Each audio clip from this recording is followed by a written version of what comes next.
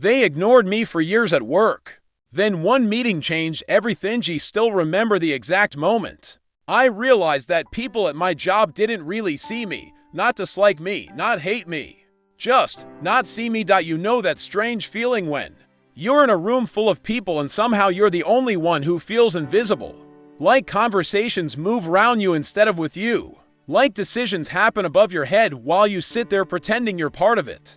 That was my everyday life for almost 7 years. 7 years when I first got the job. I was 23 and honestly excited about everything. I had just moved into a small apartment outside the city. It had creaky floors, a tiny kitchen, and a window that looked directly at the brick wall of the building next door. But I didn't care. To me it felt like freedom. My parents had worked hard their entire lives, and the idea that I now had a stable job in a real company made me feel like I was finally stepping into adulthood. The company wasn't glamorous. It was a mid-sized logistics firm that most people had never heard of. Gray building, fluorescent lights, endless spreadsheets, but to me it felt important. My first week there I showed up early every day. I wore my nicest shirts even though no one else really cared. I brought a notebook and wrote everything down because I didn't want to make mistakes. I remember sitting in my cubicle on that first Monday morning listening to the hum of computers and the quiet tapping of keyboards around me. And thinking, this is the beginning of something. I believed that if I worked hard enough, people would notice. I believed effort mattered. I believed loyalty mattered. And at first, everything seemed normal. People were polite, not warm, but polite. My supervisor at the time, Greg, gave me basic tasks, data entry, reports, organizing shipment schedules. The kind of work that wasn't glamorous but kept the business running, and I did it well. Actually, I did it really well. Within a few months I understood systems that had taken others years to figure out. I found small errors in old reports. I built spreadsheets that made things faster. But something strange started happening. When meetings were held, I wasn't invited. At first I thought it was normal. I was new. Then a year passed, still no meetings. Then 2. Still nothing. Ideas I had mentioned casually to coworkers started showing up later in presentations. But my name never came up. Once I saw a manager explaining a system that I had built months earlier. He spoke about it like he had created it himself. Everyone nodded. Everyone praised him, and I sat there silently staring at the screen. I didn't say anything. Part of me thought maybe that was just how things worked in companies. Maybe credit wasn't important. Maybe being dependable was enough. But over time, the pattern became impossible to ignore. People walked past my desk without really looking at me. My emails were answered hours or sometimes days later, while others received instant replies. When group lunches happened, no one intentionally excluded me. But no one invited me either. It's a strange place to exist. Not rejected, just forgotten. And when you live in that space long enough, something inside you starts to change. At first you push harder, you try to prove yourself, you stay later, you double-check everything. You become the person who quietly fixes problems before anyone else notices them. For years that became my role, the quiet problem solver, the invisible one.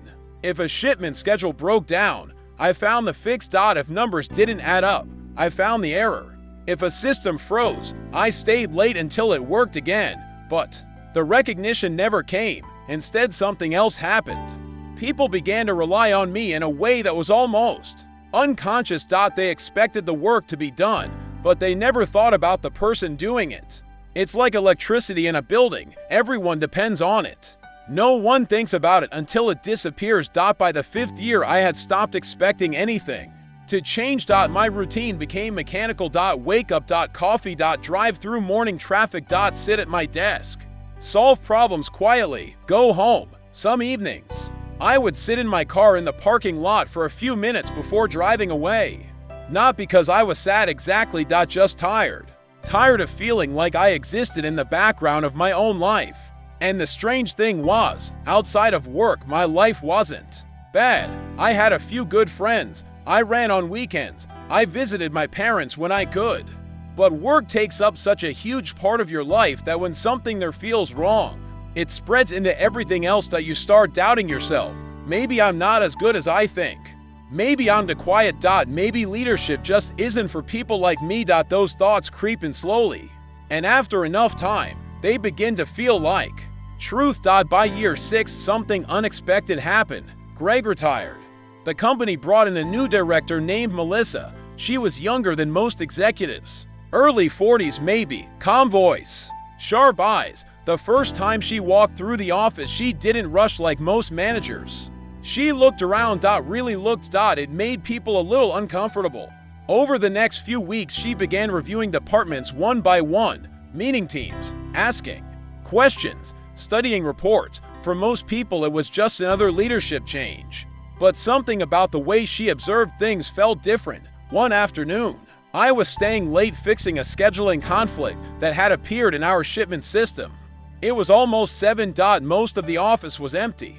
I had headphones and while staring at 3 monitors filled with data when I suddenly heard a voice behind me. Do you always stay this late? I turned around quickly. It was Melissa, standing there with a notebook in her hand. I pulled off my headphones and said, "Not always.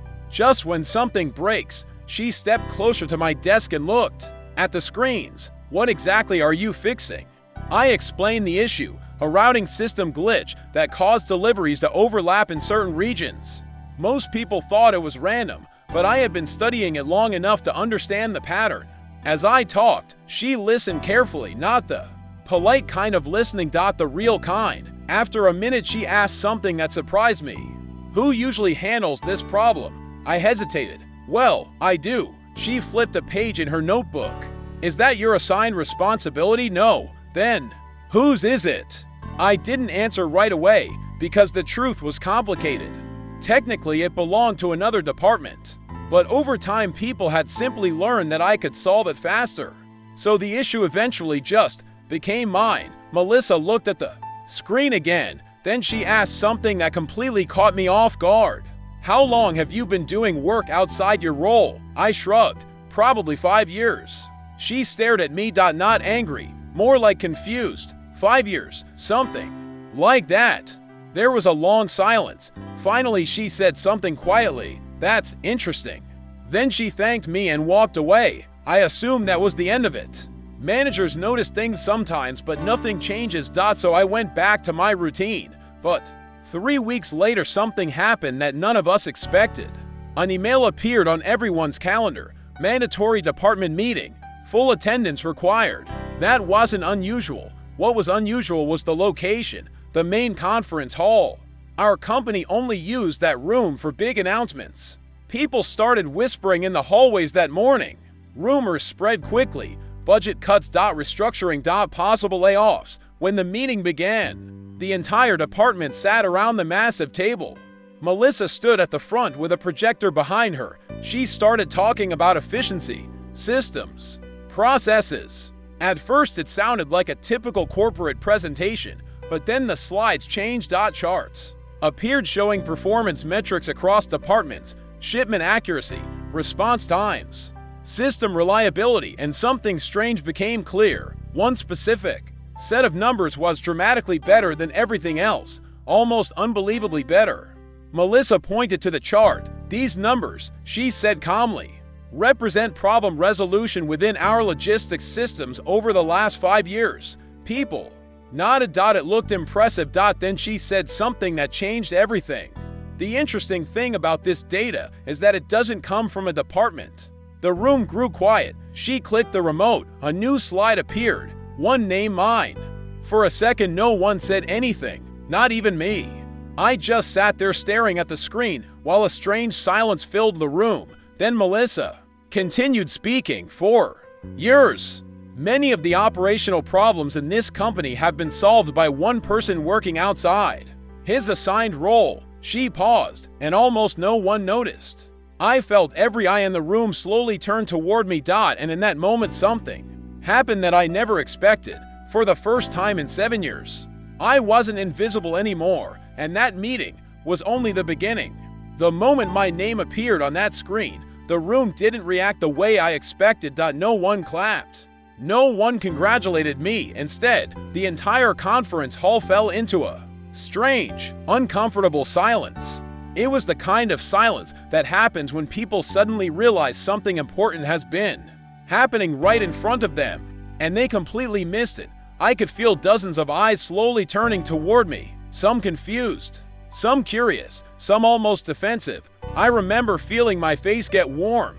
My first instinct was to look down at the table, not because I was ashamed, but because for years I had trained myself to stay small in that room, to stay unnoticed. And suddenly that wasn't possible anymore. Melissa didn't rush. She let the silence sit there for a few seconds, then she spoke again. For years, she said calmly, many of our operational breakdowns were resolved quietly by someone who wasn't even responsible for those systems. She clicked the remote again. Another slide appeared. It showed timestamp. Late nights. Weekends. Emergency fixes. Most of them connected to the same workstation. Mine.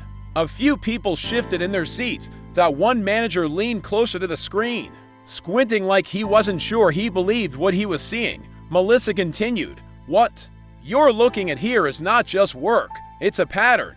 She walked slowly across the front of the room. A pattern of someone stepping in when systems failed. Someone solving problems that weren't assigned to them. Someone preventing costly delays before leadership even knew they existed. She paused again. Then she said something that made the room even quieter, and somehow none of that was officially documented. That sentence landed hard, because everyone in that room understood exactly what it meant. In companies, almost everything important gets documented. Reports, ownership, responsibilities, recognition. But this work, my work, had existed in a strange, gray zone, visible in results, invisible in structure. Melissa looked toward the table where I was sitting. Would you mind standing up for a moment? My stomach tightened slightly. I wasn't used to attention, but I stood. The chair scraped softly against the floor. Now every single person in that room was looking directly at me. For years I had sat in meetings quietly, listening while others spoke. And now suddenly I was the center of the room. Melissa nodded politely. This is Daniel, she said. Hearing my name spoken like that felt surreal, as many of you now see.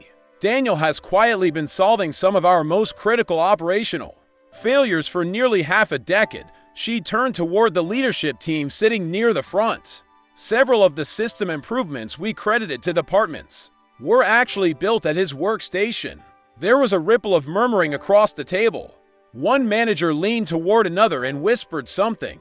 Someone else looked down at their notes like they were suddenly reconsidering the past few years. Melissa then asked a question that seemed simple but hit the room like a weight. How many of you here have worked directly with Daniel? A few hesitant hands went up, maybe 4 or 5 out of nearly 30 people. She nodded slowly. And how many of you have relied on systems he built? No one moved at first. Then slowly, hands started rising. 10, 15, almost the entire room. The contrast was impossible to ignore. People had depended on my work without even realizing who created it. Melissa gave a small, thoughtful smile. That, she said quietly, is exactly the kind of problem I've been investigating. I could feel tension spreading across the room because this meeting was no longer about logistics. It was about culture. About how the company actually functioned beneath the surface. Melissa clicked to another slide. This one showed financial impact, shipment delays prevented, costs avoided. Client penalties reduced. When the final number appeared on the screen, several people leaned forward. Millions. Over the course of 5 years, the fixes I had implemented had quietly saved the company millions of dollars in operational failures. I heard someone whisper behind me, wait, seriously? Melissa didn't raise her voice. She didn't need to. The numbers were speaking for themselves. Then she said something that I'll never forget, the most interesting part of this discovery. She said calmly, is not Daniel's work ethic. She gestured lightly toward the screen. Plenty of hardworking people exist in every organization. She paused. The real question is why it took 7 years for anyone to notice. The room became very still. No one wanted to answer that. Because everyone knew the truth. When systems run smoothly, people stop asking questions. And when someone quiet keeps fixing problems, organizations can become blind to the person behind the work. Melissa looked around the room slowly. This isn't about blame, she said. It's about awareness. She turned back toward the screen and changed the slide again. Now a new chart appeared. This one showed something surprising. Every major improvement in system reliability over the past 5 years followed a similar pattern. Problem. Late night system. Activity. Resolution. And every time, the same workstation appeared in the log. Mine. The room had gone completely silent again for the first time in years. People weren't just seeing the work, they were seeing the story behind it. Melissa finally turned back to me. Daniel, she said gently, how long did you think no one noticed this? I thought about the question for a moment, then I answered honestly, I assumed it didn't matter. A few people shifted in their seats, not because the answer was dramatic, but because it was simple and true. Melissa nodded slowly. That's the part that concerns me the most. She stepped closer to the table. No organization should allow dedication like that to exist in silence. Her words weren't harsh, but they carried weight. She turned back to the leadership team. Starting today, she said calmly, we're restructuring how operational issues are tracked and assigned. Some people immediately started taking notes. Problem solving must be visible, she continued, and the people doing the work must be recognized. Then she did something completely unexpected. She closed the presentation. No more slides. No charts. Just her standing there. She looked directly at the team and said quietly, Daniel, I'd like you to walk us through how you've been identifying these system failures. I blinked in surprise. Now, I asked, yes. I hesitated. Not because I didn't understand the systems, but because I had never spoken in a meeting like this before. For years, I had been the quiet person in the background. Now suddenly the entire room was waiting for me to explain something they had never asked about. Melissa must have noticed the hesitation. She smiled reassuringly. Just explain it the way you normally think through it. So I took a breath, and I began. At first my voice was careful. I explained the routing bug that had been causing shipment overlaps. Then the outdated database triggers that occasionally froze scheduling updates. Then the small monitoring script I had built to detect anomalies before they caused delays. As I talked, something strange happened. People started leaning forward. Questions came from different parts of the table. Wait, that system still uses that trigger. You built a monitoring script yourself. Why weren't we alerted to those failures? The conversation grew more animated. Within minutes, the room had completely shifted.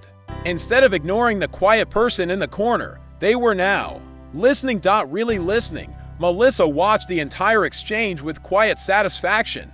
After about 20 minutes, one of the senior managers suddenly asked something that changed the tone of the meeting. Why didn't anyone report these system gaps earlier? No one answered immediately, because again, the answer wasn't simple. The problems had been visible, but only to someone who was looking closely enough. Melissa finally spoke. Sometimes, she said calmly, organizations become so focused on hierarchy that they forget to look sideways. She glanced briefly toward me. Good ideas and solutions don't always come from titles. The meeting continued for another 30 minutes, but something fundamental had shifted. For the first time since I joined the company, people weren't talking around me, they were talking with me. As the meeting finally ended, chairs scraped against the floor, and people slowly began gathering their notes. Several co-workers approached me quietly. Some congratulated me, some asked questions, some simply said things like, I had no idea you were doing all that. I nodded politely, still trying to process everything that had just happened. But the biggest surprise came as I was about to leave the room. Melissa approached me again.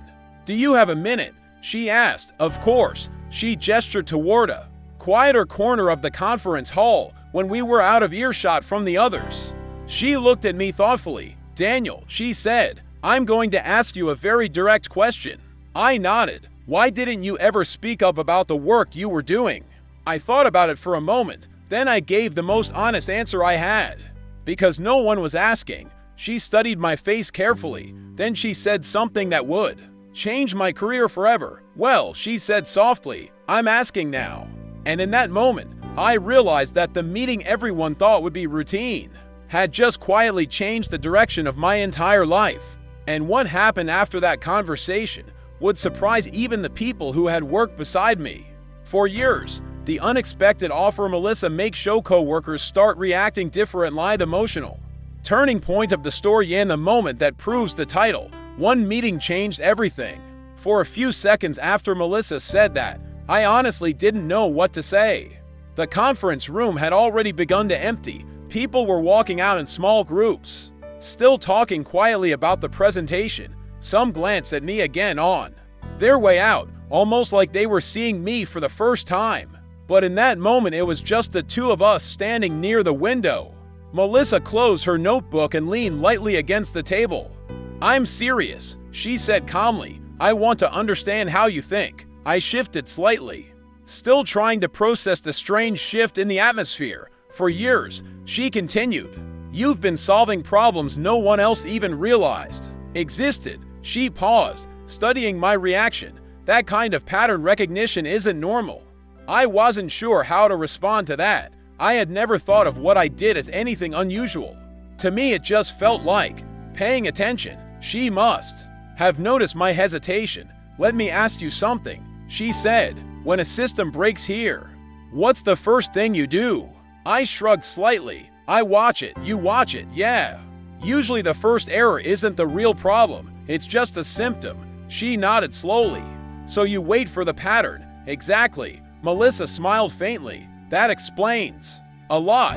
She straightened up and crossed her arms thoughtfully. Daniel, how much of the logistics system do you actually understand?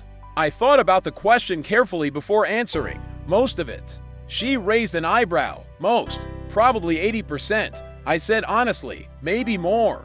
The rest is older infrastructure that hasn't been touched in years. For a moment she didn't say anything. Then she let out a quiet breath. Do you realize most people here barely understand 20% of it? I hadn't known that, but it also didn't surprise me. When systems run well, people stop studying them. Melissa tapped her notebook lightly against the table. I think we have a structural problem in this company. I stayed quiet. She looked toward the empty chairs around the conference table. For years, leadership has been making decisions based on reports, she said. But the people closest to the systems weren't being heard. Her eyes returned to me, and apparently, one of those people was you. I didn't know what to say to that. Because the truth was, I had never expected anyone to listen. For years, my mindset had been simple. Fix the problem. Move on. No attention required. Melissa seemed to sense that. Let me ask you something else, she said gently. Okay. If no one had discovered this pattern today, how long would you have kept doing it? I didn't hesitate. Probably forever. She looked genuinely surprised. Forever. I shrugged. The problem still needed to be fixed. For the first time since the meeting began, Melissa laughed softly. Daniel, you might be the most unusual employee I've met in a long time. I wasn't sure whether that was good or bad. Then she said something that immediately made my heart beat faster. I want you to work directly with me. For a second I thought I had misheard her. Work with you? Yes. She pulled out a chair and sat down, gesturing for me to do the same. This company doesn't have a visibility problem, she continued. It has an awareness problem. I sat slowly, trying to follow where this conversation was going. We've been solving symptoms instead of systems, she explained. And from what I've seen today, you understand the systems better than anyone here. I felt a strange mixture of disbelief and caution. Melissa, I said carefully. I'm just an operations analyst. She shook her head. That's your title. She leaned forward slightly, but that's clearly not your role. The room had become very quiet now. The cleaning crew was starting to move through the hallway outside, their carts rolling softly across the floor. Melissa spoke. Again, I want you to help me redesign how our operational systems are monitored. That sentence hung in the air for a moment. You mean, like consulting? I asked. More than that. She paused. I want you involved in decision making. That was the moment the weight of the situation really hit me. For 7 years I had existed on the edge of the company. Quiet. Unnoticed. Now suddenly the director of operations was asking me to help shape how the entire system worked. Part of me felt excited. Another part felt cautious. Why me? I asked honestly. Melissa didn't hesitate. Because you already care about the systems more than anyone else here. Her answer was simple and strangely convincing. I looked down at the table for a moment, thinking, all those years of quiet work flashed through my mind. Late nights fixing errors, weekends reviewing logs, moments sitting alone in the parking lot wondering if any of it mattered, and suddenly it did. Melissa stood up and closed her notebook. We'll talk more tomorrow, she said. Take the evening to think about it. Then she added something that surprised me. And Daniel, yes. Thank you for not giving up on this place before I got here. With that, she walked toward the door and disappeared into the hallway. I sat there for another minute after she left, just staring at the empty conference room. 7 years. 7 years of being overlooked. And in the span of one meeting, everything had shifted. But the real changes didn't start that day. They started the next morning. When I walked into the office the following day, something felt different immediately. People looked up when I passed their desks. Actually looked up. Not the quick half glance I had grown used to. Real attention. A few coworkers nodded as I walked by. One even said, "Morning, Daniel." That might sound like a small thing, but when you've spent years feeling invisible, those small moments feel enormous. When I reached my desk, there were already 3 emails waiting for me. All from managers. All asking variations of the same question. Can we schedule time to review the system monitoring tools you mentioned yesterday? I stared at the screen for a moment. That had never happened before that meeting. Most of my emails took hours to get responses. Now suddenly people wanted my time. I answered them politely, scheduling short meetings throughout the week. About an hour later, Melissa appeared beside my desk. She didn't announce herself. She just stood there for a moment looking at the monitors. "You're already busy, I see," she said with a small smile. I turned my chair toward her. Apparently, she nodded. That tends to happen when people realize something important has been right in front of them. Then she gestured toward the hallway. "Walk with me." We headed toward a smaller conference room near her office. As we walked through the open workspace, I noticed something I had never seen before. People were watching us. Not in a negative way, more like curiosity. Melissa closed the door behind us and sat down. "Before we talk about the future," she said, "I want to understand the past." She slid a printed report across the table. It showed operational failures from the past 6 years. But the interesting part wasn't the problems. It was the solutions. Every fix had notes attached. Many of them matched the quiet work I had done over the years. Melissa tapped the page. "These solutions weren't documented properly," she said. "I know, that's not normal. I never reported them formally." She looked up at me. "Why?" I answered honestly. "Because they weren't technically my responsibility." She leaned back slightly, thinking. "That right there," she said slowly, "is exactly the kind of thinking that breaks companies." I frowned slightly. "How?" "Because responsibility should never stop someone from solving a problem." She pointed to another section of the report.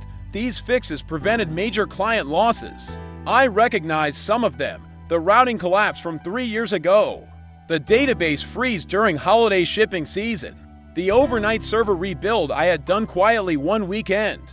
Melissa looked directly at me. "Do you know what would have happened if these problems hadn't been solved?" I shook my head. She answered calmly. "We probably would have lost 3 of our biggest clients." The weight of that statement sat between us for a moment. I had never thought about it that way. To me, it had always been about fixing the immediate issue, but Melissa was seeing the bigger picture. Finally, she closed the report. "Daniel," she said, "I want to create something new here." "What kind of something?" "A systems intelligence group." I blinked. "That sounds big." "It is." She leaned forward slightly. "And I want you to help build it." For the second time in 24 hours, I found myself completely surprised. "You're serious?" "Very," she smiled faintly. "You've been doing the job already. The only difference now is that we're going to acknowledge it." I didn't respond right away. Not because I didn't want the opportunity, but because part of me was still adjusting to the idea that my work mattered. Melissa seemed to understand that. You don't have to decide immediately, she said gently. But I believe something important happened in that meeting yesterday. What do you mean? She looked toward the glass wall overlooking the office. For the first time in years, she said, people saw the value of quiet work. Then she looked back at me. And I think they're about to learn a lot more. What I didn't realize in that moment was that the biggest change wasn't going to be the new role. It was going to be how people inside the company started seeing things differently. Because once one hidden story becomes visible, others start to surface. And in the weeks that followed, that single meeting would begin to change far more than just my career. The next few weeks felt almost unreal. For 7 years, my routine had been predictable. Quiet desk, quiet work, quiet evenings going home wondering if anyone even noticed the effort that went into keeping things running. But after that meeting, something had shifted inside the company. Not dramatically at first, more like a slow turning of attention. People started asking questions they had never asked before. How do we know when systems are about to fail? Who actually monitors these alerts? Why haven't we been tracking these patterns? For years, those questions had lived quietly inside my head while I worked through problems alone. Now suddenly they were becoming part of everyday conversations. Melissa moved quickly. Within a week, she scheduled several working sessions with different teams. Not presentations, real discussions. Engineers, analysts, managers, all sitting around tables trying to understand how our systems actually worked, instead of just reacting when something broke. And for the first time, I wasn't sitting quietly in the back of the room. I was sitting at the center of the conversation. The first time that happened felt strange. We were in a smaller conference room reviewing the shipment monitoring dashboard. The system had been running for years, but most people only saw the surface level reports. Melissa looked around the room and then nodded toward me. Daniel, walk us through how the alert patterns actually behave. For a split second, I hesitated. Old habits. Years of staying quiet don't disappear overnight. But then I remembered something Melissa had said earlier that week. Good thinking shouldn't stay silent. So I stood up and walked to the screen. At first, my voice felt cautious. I explained the basic structure of the system, the triggers, the way alerts cascaded through the network. Then I showed them something they had never noticed. Small warning signals that appeared hours before major disruptions. The room went quiet. One of the engineers leaned forward. Wait, those alerts have been there this whole time. I nodded. Double quotes, yeah, they're just buried under other data. Another manager frowned slightly. Why weren't we monitoring those before? I answered honestly. Because no one asked the system what it was trying to tell us.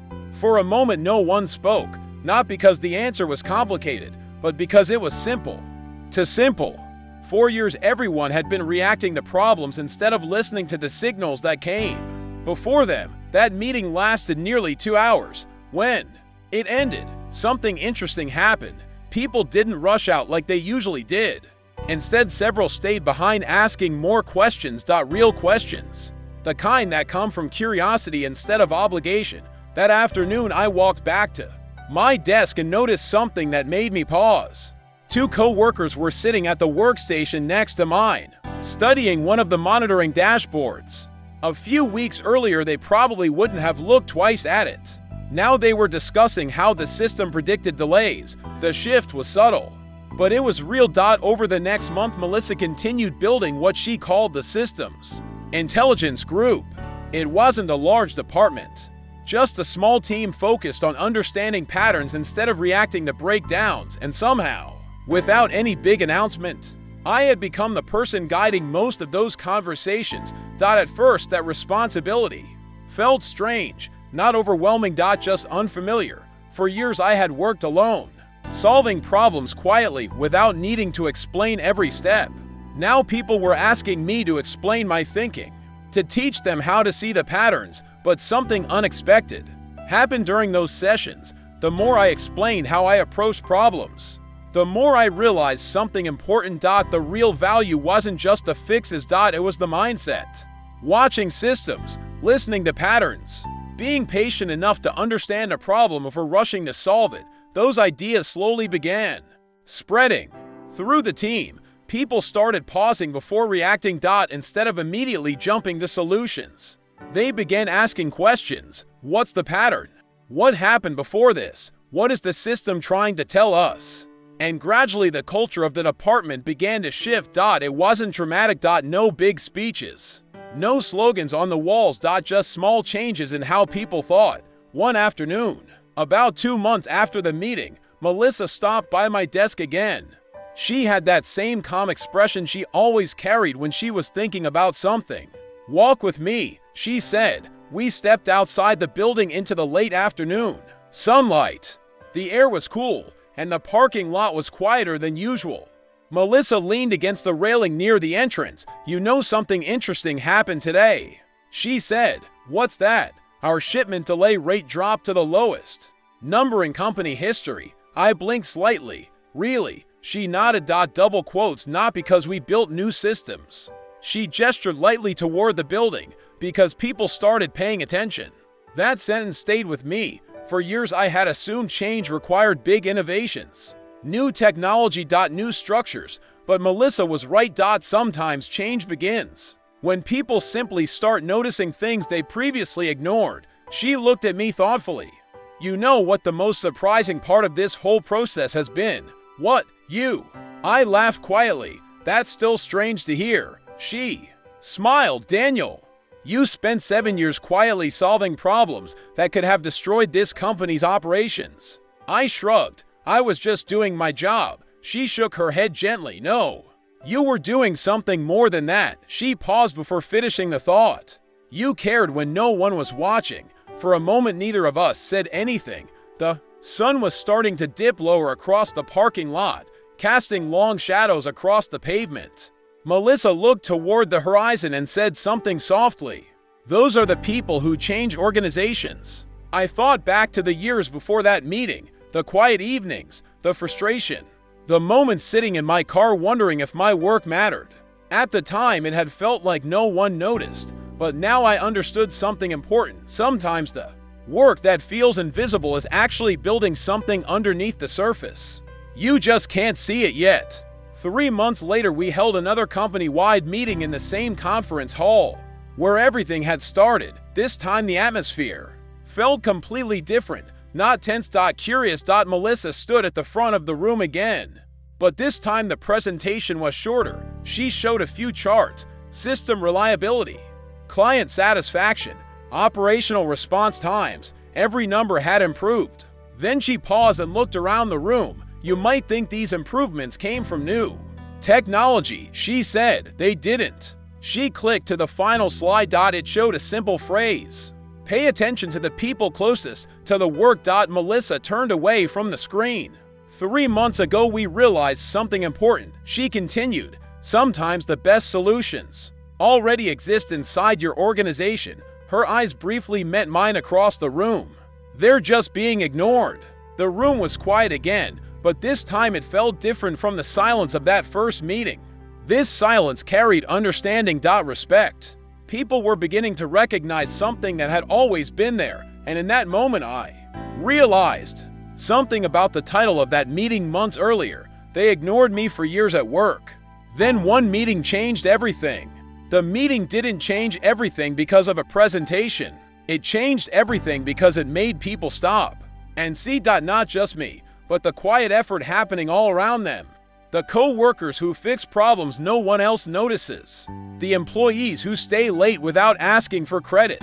The people whose dedication keeps things running while others take it for granted. When that kind of work finally becomes visible, something powerful happens. Organizations change. Teams grow stronger. And people start realizing that the quiet ones in the room might actually be the ones holding everything together. Later that evening, as I walked to my car, I passed the large glass windows of the office building. Inside, people were still working, talking, studying dashboards, collaborating in ways I had never seen before. For the first time in years, the place felt different, alive. And as I unlocked my car, I thought about how close I had come to leaving that job years earlier. Back when I believed my work didn't matter. Back when I thought no one would ever notice. If I had left then, none of this would have happened, and that thought made me smile quietly. Because sometimes the biggest changes in life don't happen when you shout the loudest. Sometimes they happen when someone finally stops and listens. All it takes is one moment. One meeting, one person willing to see what everyone else missed, and suddenly, everything changes.